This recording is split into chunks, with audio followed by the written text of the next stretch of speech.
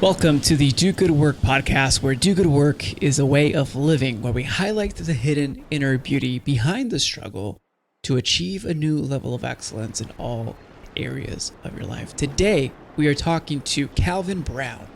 Calvin has developed applications for some of the world's largest brands and has managed global teams and multi-million-dollar software deliverables. What makes Calvin unique is his dedication to educate entrepreneurs and other tech professionals on how to create the software that we all know and love. He's also involved in the coding community. The tech group that Calvin created for Black coders, Black Men Code, has now grown over 1,000 professionals. His many publications have aided him in his mission to spread knowledge, educate entrepreneurs, and empower them to solve their own technical issues. Calvin, well, thank you so much for being on. Thank you for having me. Calvin, I think it's amazing to learn from our stories and our backgrounds and identifying how others made the most of what they had. And I know that I see that in my own life, but I love hearing the stories from others. And I know your story is tremendous in the way that you were making the most from your upbringings, your background to be able to go where you are right now in technology and enterprise software. But can you share with us a little bit more about what is the Calvin story? Oh, absolutely. So, my name is Calvin Brown, for those who don't know, and I'm from a small town in Mississippi. And the journey for me to get to where I am today, which I think is almost maybe a halfway point, which is 26 years in, has not been one of a straight line at all. The only vision I had at the time as a 17-year-old kid was, hey, let me just move to the big city, which was Atlanta, which isn't even technically a big city. So as you can see, I wasn't really shooting that far, but I had this one spark. And as I said before, if people hear me speak on anything else, I just committed to a single idea. So I moved. I thought I wanted to fix computers. Like, that's all I knew about them. I didn't have one in my home. I thought I wanted to fix them. And believe it or not, I learned that much from reading encyclopedias. For those who are old enough to know, we used to have the ones with the letters on the end and be like RS, those. Those in my home. And I thank my parents all the time because that generated the interest in something at all. And I moved to Atlanta just by, I guess, blind faith. I found a relative who was doing software and said, hey, you can intern. I told him that I would always mention that it was for free. So for a few months before I thought I wanted to go to college, and I found just a love in being able to do something that was both creative. I'm an artsy person, something that was both creative, that could be duplicated, so you didn't have to do the same thing over and over. I could literally do something once and share it with many others. And mind you, this is before very fast internet. This is dial-up days, so you have to share it very slowly with the rest of the world. But in doing so, I really just was on a grind. I was contracting. I actually would write my contracts that I could only work 6 hours a day to give myself time to travel between two places. So It wasn't even that I was making more necessarily, because I was only working 12 hours, right? But I wanted just to never get locked in or lulled into the idea of just the 1 8-hour thing, because I wanted to grow and have a business. And that was an amazing idea until it wasn't. I got myself in tremendous tax trouble because I didn't know anything about the process. And I was, at the time, a 1099 contractor, which is, that was not a great idea. So at that point, I needed to make more money just out of desperation. So I ended up getting married at the time, which was probably not the best idea either at the time. So I told my then new wife, hey, I need to add someone else, and I don't know how I'm going to afford to pay them. And, we were buying Gateway computers at the time. They came in these massive boxes. The big boxes, right? Yeah. They're like $2,000 each at the time. So this was really expensive at the time. And just put it on credit and just kind of push through. But this was the .com phase, and I had amazing luck with the company that we all know and love called Web.com. That was kind of my first huge contract, and they had unlimited time, and they were like, do you know people? So what I did is I just brought those people up under me, and I kind of got a feel for what it was like. And man, I formalized correctly afterwards, paid my tax debt, which it's crazy, the amount of interest, and continued the entrepreneur journey, which is very difficult after you kind of on solid ground, what I call it. Like once you get all of the formalities done and then you're on solid ground, now it's like, where do you go? I'm standing in Mm. this large building with a bunch of doors, right? Which one do you go through? And so, just the many trials and tests. But I've since learned that there are no real problems, just opportunities. And so Mhm. that's kind of my motto to go forward. Like I'm very like excited every day about everything, really. So that's kind of the way that I approach it, and that's the Calvin story.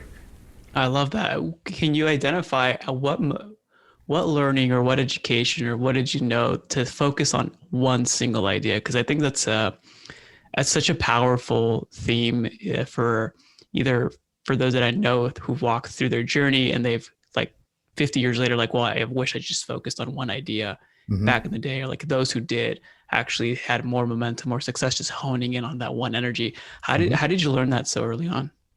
It was terrible ignorance.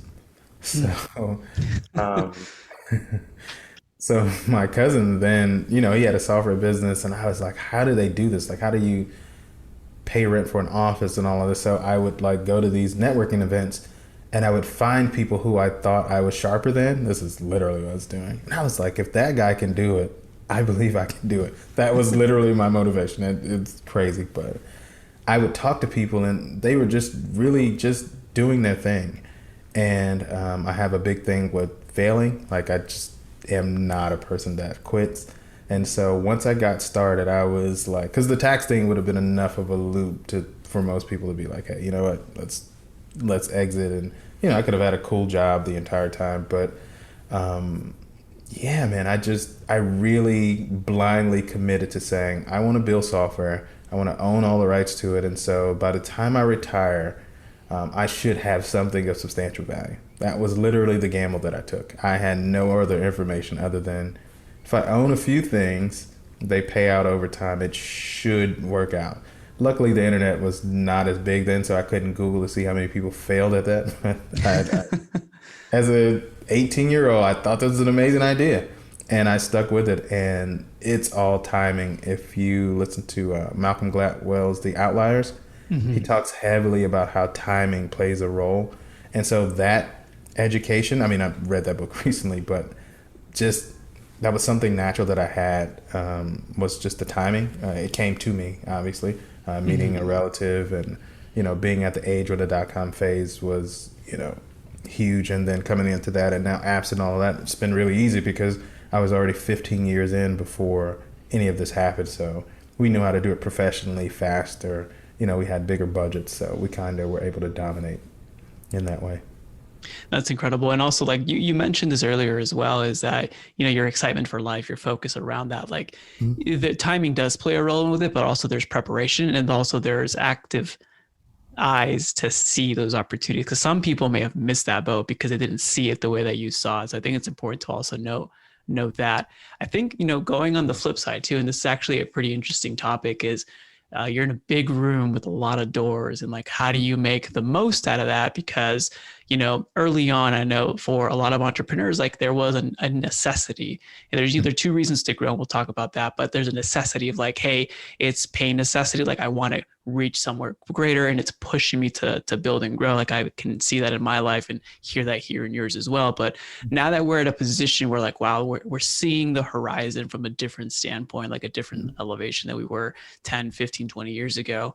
How do you, understand what's the next phase and what's the key motivator that you're seeing for yourself? Wow, that's really tough. And I watch other people, right? I may watch anyone on TV who's like a major success, and Oprah or any of those people, right? And everybody seems to say the same thing. They have to trust their instincts. When that amazing project comes along that's really huge and it's going to transform your business and all that, but it doesn't quite feel right. The only times I feel like I've ever really failed at something is when I ignored, like, well, this is not really what we do, so but we're going Mm-hmm. to do it anyway. I think that's the only time you don't really know is when you get that feeling and you ignore it. Otherwise, things just kind of present themselves and you have to have a lane. Like whatever your lane is, I think you definitely have to stick with that. If you want to do something else, open another business that does that. But if you stick within your lane and you codify that and you do a great job of being really, really good at that, I don't think that much can come into your space that interrupts that. So trusting your instincts is probably the only thing you really have as an entrepreneur. Knowing when to pay this versus that, those are instincts, right? And you learn those over time. I couldn't even explain it to you how we got through certain things. It's just, I was like, oh, well, I mean, all right, let's try it. Sometimes it works out, sometimes it doesn't. But I always tell people, everyone who's able to hear your and my voice, it obviously has always worked out. So just keep going. It obviously always works out. We're still here. We still get another opportunity to do it. So no matter how hard, just keep going and trust your instincts.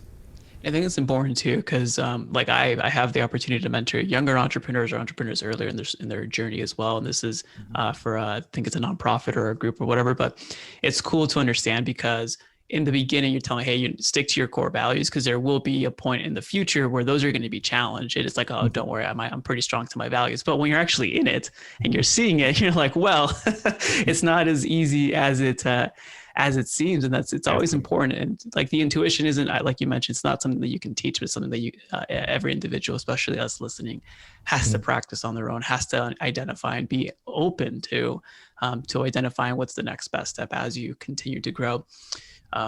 Flipping it on the entrepreneurial side, so a lot of our listeners either run their business, have a enterprise, a side hustle, or they're looking to grow their careers. I'm going to say a bold statement, and I want you to either say no, Raul, or maybe there's an opportunity here. But I think that every entrepreneur right now, regardless of industry, has the opportunity to have a software solution inside for their business or for their customers. Do you agree with that? Absolutely. Absolutely.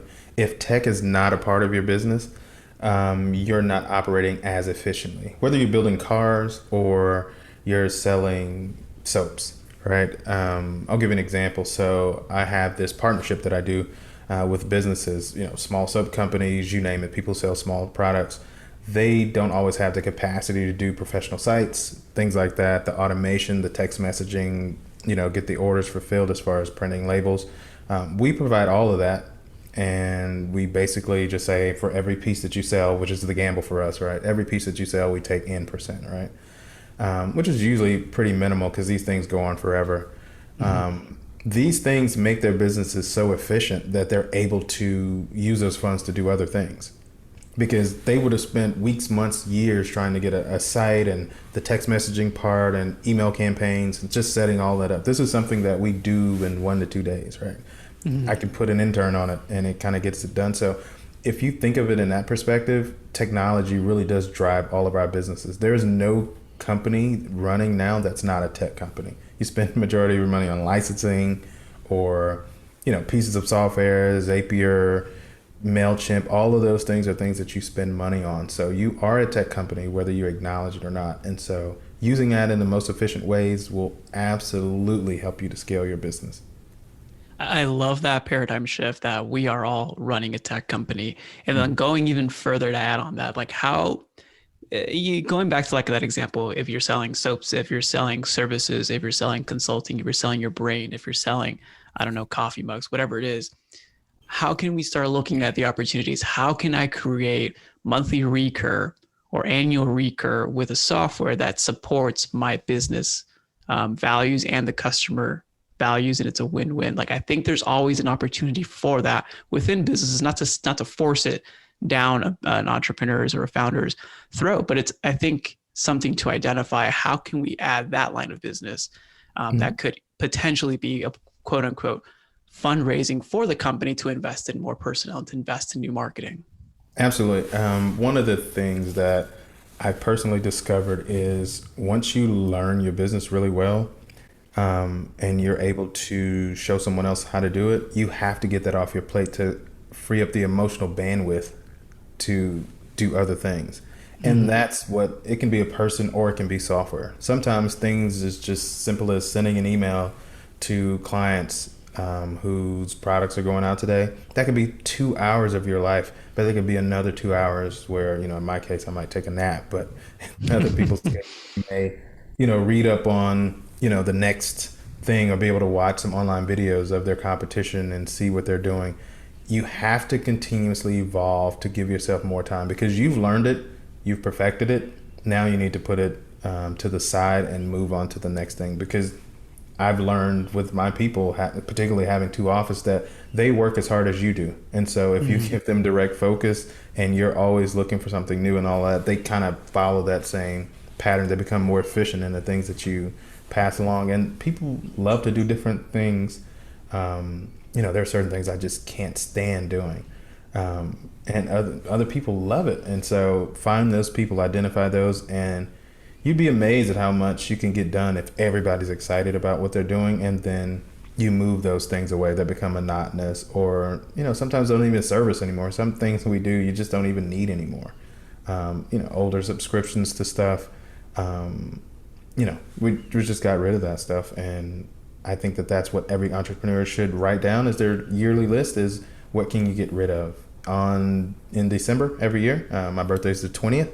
I'm off from that point through the end of the year, and all I do is look at all the subscriptions, everything we have, and I say what is no longer relevant to the way that we do it, and then I kind of wipe those things away and try to replace it with something more efficient, which forces me to learn something new, to use something different, to just operate a little bit differently, because you don't have that thing anymore. An example is we used to have servers before, and now we migrated all of our customers to the cloud.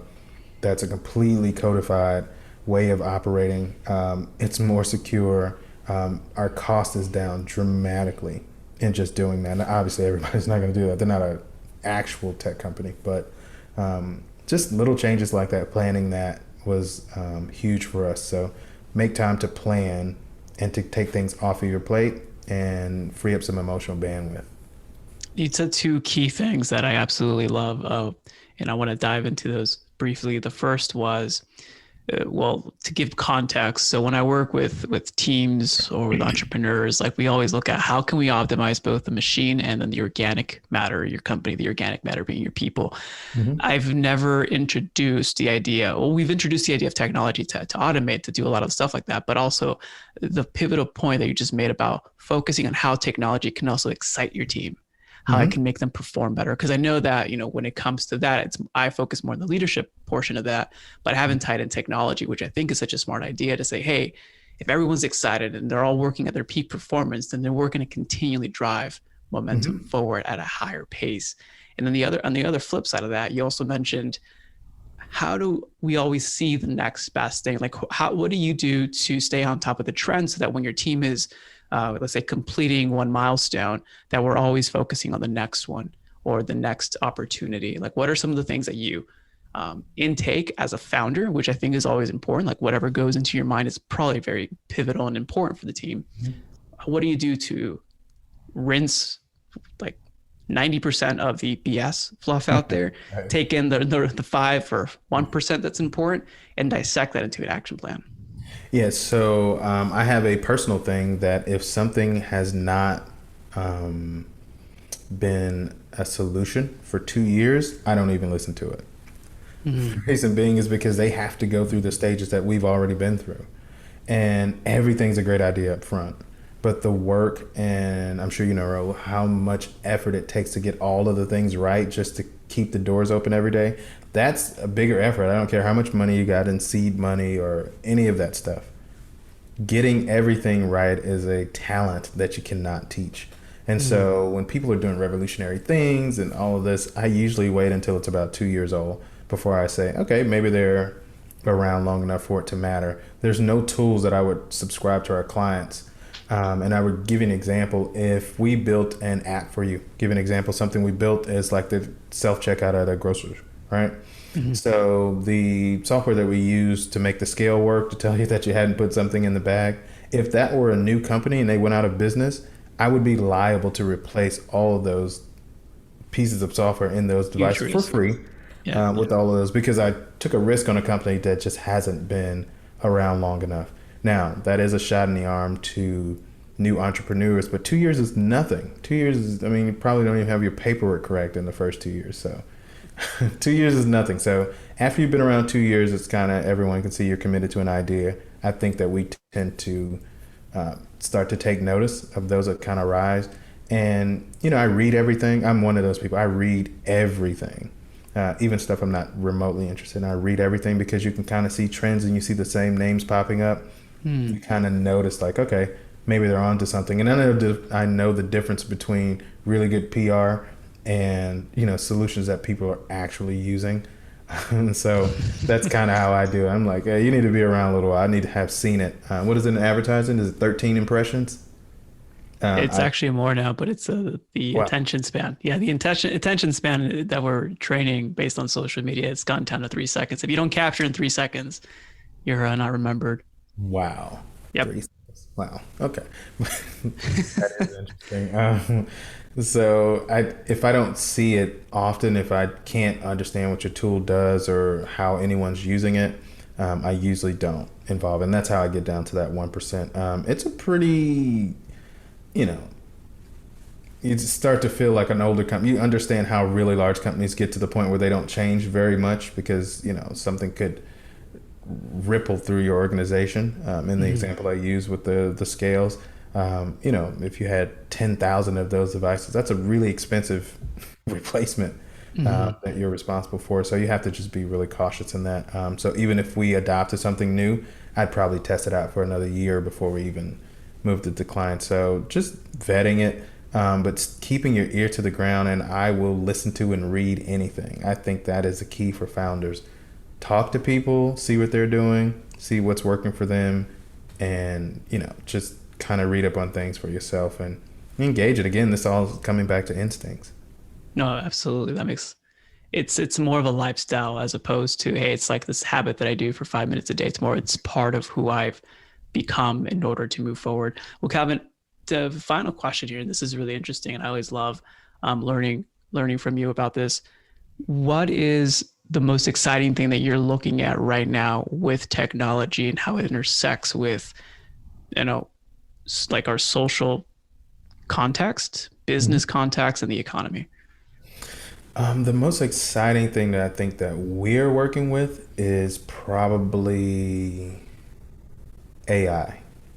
So, we recently did a project for this company that you can input all your data about your customers. This is for marketing, and it will generate tweets and Instagram posts for you. It's the coolest thing ever. Now, the problem is language, right? So, I live in Atlanta, but I'm from Mississippi, so I have, certain words I'm going to say are not going to be clear to others, right? So when I'm in LA, they're like, what is a gravel road? I'm from a gravel road, so they don't really get that kind of. That's the problem that they're having, is that language is so interesting among just even neighborhoods. It's not even cities or states. It's between neighborhoods. It's very different, and certain words mean different things. And so when you're targeting people, that's their challenge. But they're able to produce millions of pieces of content on the fly just based on like what your business is, who they found your customers to be. So I think that our economy is intersecting with automating mundane and redundant things. And I think that working alongside computers and working alongside these processes, I think that's what's shifting our economy the most. And I think we have to be prepared for it. When I reach out to a credit card company or something, when you see that automated bot that's like, hey, I'm, Tina, whoever it says it is, and, in Bank of America's case, I think it's Erica, and it's responding. Those are responses that have been built into an AI model to say, when this person says this, you see these words, respond. I think we have to get used to that, but it's helping them become more efficient. Their bottom line is obviously affected by not having to have rooms filled with customer service people. They're able to reduce that. So I think we have to be clear that it is happening to us, and just embrace it in the best ways you can. I'm not suggesting that everyone builds an AI model, but I am suggesting that the tools that are there that help you to do those things, maybe you end up editing the copy, but you get, your 3 to 5 tweets a day or 3 to 5 posts a day from an AI engine. This saves you 2 hours. Something that simple could be pivotal for you as an individual. Just more time with your family. I think. Over time too, it compounds. No, I love it. Absolutely. Well, Calvin, for all our listeners out there, what's the best place for people to go to, one, thank you for this episode, and two, learn a little bit more about you? Absolutely. So if you want to reach out to me directly, you can go to my website. It's iamcalvinbrown.com. You can find me on Twitter. I'm at iamcalvinbrown. The name of my company is Kairu Consulting. There's only business information on there, but people tend to look me up anyway.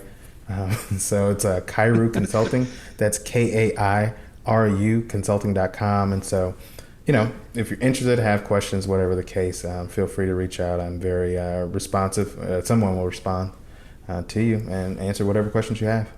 I love it. I'll put all of those links in the show notes. Calvin, thank you again, man. Yeah, thanks, Raul. I appreciate it.